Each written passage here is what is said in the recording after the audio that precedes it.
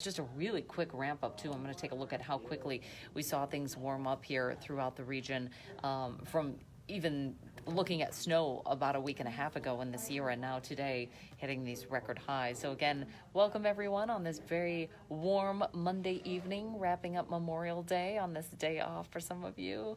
Had some weird conditions out at Folsom. Only one boat ramp was open because it's so dangerously low. There's a lot of debris and things that are sticking out of the water, rocks, tree stumps, things like that. We had our Mike Duffy up live there earlier tonight, and he was standing at the point where people were actually swimming last year at this time. Water temperature, I will say, I was out at Lake Natoma swimming earlier today, just doing an open water swim with some of my fellow master swimmers, and usually we get in 10 o'clock in the morning, and it takes a while to warm up, and we all looked at each other and went, whoa, this water is warm. Whoa, kind of scary. Gail is saying, but Jeopardy is on right now. Yeah, how could you be mad when Jeopardy's on right now, right? Okay, so again, welcome.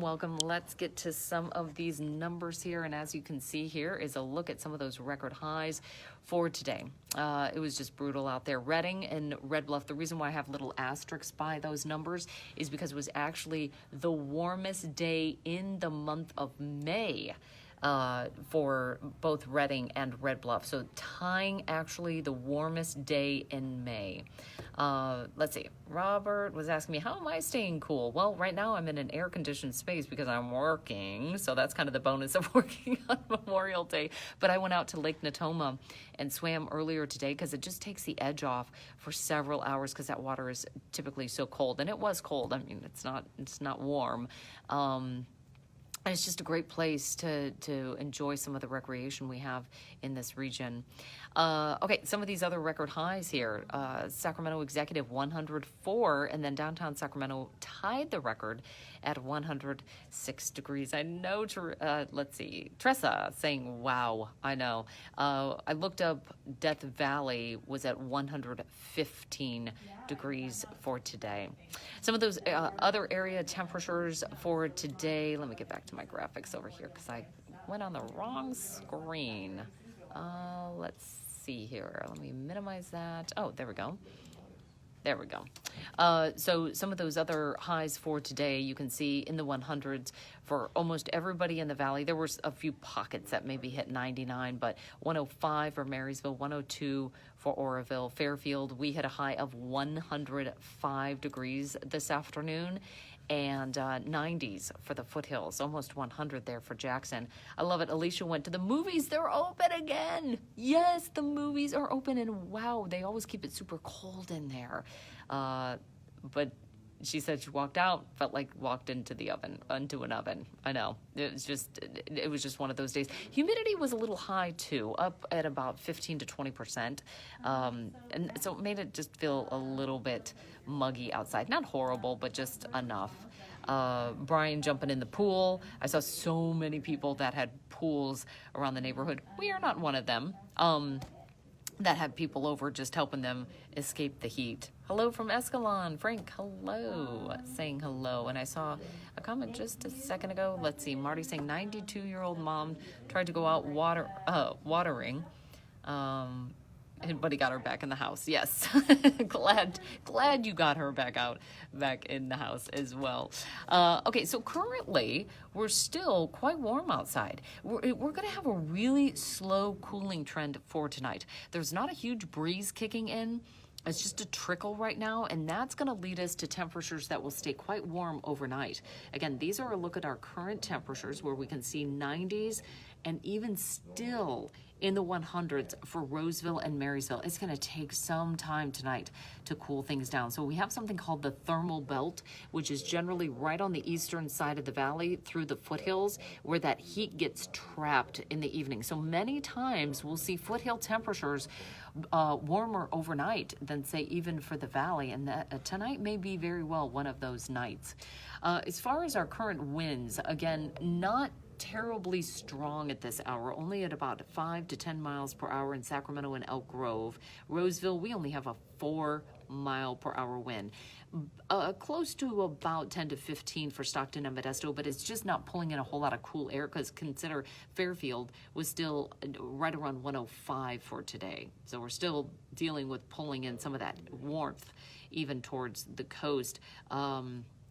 Somebody saying no fog in the bay. Yeah, it was clear. My husband was coming back from Pacifica today, and I said, how was it? And he said, clear as a bell, no fog out there. And let me show you why this is going on. Here's this high pressure ridge. So that's basically what's controlling us. And as you can see, the clouds very evidently going up and around this high pressure ridge. Basically what this is doing is gives us stable air, sinking, warming air. It's cold air aloft, it sinks, it warms, it's very dense, I shouldn't say dense, that's the cold air aloft is dense. But once it gets into the valley, it just really warms quickly. And we're just primed for this heating right now. As far as our hourly temperatures, this is what I'm talking about. Very light winds, and you'll see those readings barely getting into the 60s by 2 a.m. So even at midnight, we are still at 70 degrees. Sunset at 8:24, usually that brings a sigh of relief that we've started to head towards some really cool overnight lows, but this is just not going to be the case for tonight. Sunrise tomorrow morning at 5:44. Getting closer and closer to the day where we have the longest period of daylight. Just about less than a month away from that. So that sunrise is getting really early and sunset's getting later and later. I don't know. Some people like that time of year. We have this excessive heat warning, by the way, until tomorrow at 9 p.m. And you can see how far it extends throughout the valley, all the way up towards Redding, southwards almost to Bakersfield, with highs in the upper 90s to 110. Our peak heat during the day is reached between 4 and 6 o'clock in the afternoon. Now, today, though, was the warmest day for many of us in the forecast. It's not to say that some of us won't be hitting highs close to 100 again for tomorrow, but generally speaking, we are starting to see some variation in how many people will be seeing highs in the 100s. The other thing that we track, especially at this point in the season, is that air quality. And tomorrow for Placer County, we're still in that unhealthy for sensitive groups range. Air quality won't be fantastic for ozone building through the afternoon. It's just the way that the pattern shifts as that pollution starts to build and kind of snugs in towards the east side of the valley through parts of the lower foothills. And that happens tomorrow. This is what I'm talking about. Look at how quickly we climbed into the 100s. Out of the lower 80s on Saturday, with an average high of 84 degrees, we were slightly below average on Saturday, and then we just skyrocketed Sunday into Monday. That just shows you the strength of that high pressure ridge, how quickly we warmed 20 degrees, even slightly over 20 degrees from Saturday to today in just a 2-day time frame. Our peak heat risk actually was today, but you can see how these contours start to shift a little bit. Now we'll still see some extreme heat for parts of the northern Sacramento Valley, even over towards the west side of the central Sacramento Valley, but generally we're starting to see a lot more yellow and orange. Means that heat risk will be coming down, and it again starts to really thin out deeper into the week as that low pressure system builds off the coast. We get that nice onshore flow. But until that time, we have the potential for either heat exhaustion or heat stroke. Now here on the right is heat stroke. Here on the left is heat illness. Heat exhaustion, I should say. So faint or dizzy, excessive sweating, cool, pale, clammy skin, nausea or vomiting, rapid, weak pulse or muscle cramps. That's going to be your heat exhaustion. Now, when we dip into this territory, throbbing headache, no sweating, body temperature over 103, red, hot, dry skin, nausea, vomiting, rapid, strong pulse, and may lose consciousness, that's when we dip into that dangerous heat stroke. Call 911 immediately, because you got to take action to get your body cool. And it really is one of the things that we look for during these stretches of unusual heat. The other thing, look before you lock. Unfortunately, on average, every 10 days, a child dies from heat stroke in a vehicle. Avoid heat of the day, drink plenty of water. Again, heat of the day, mostly the peak heat 4 to 6 p.m., but if you can, avoid time outdoors between 12 and about 8 p.m.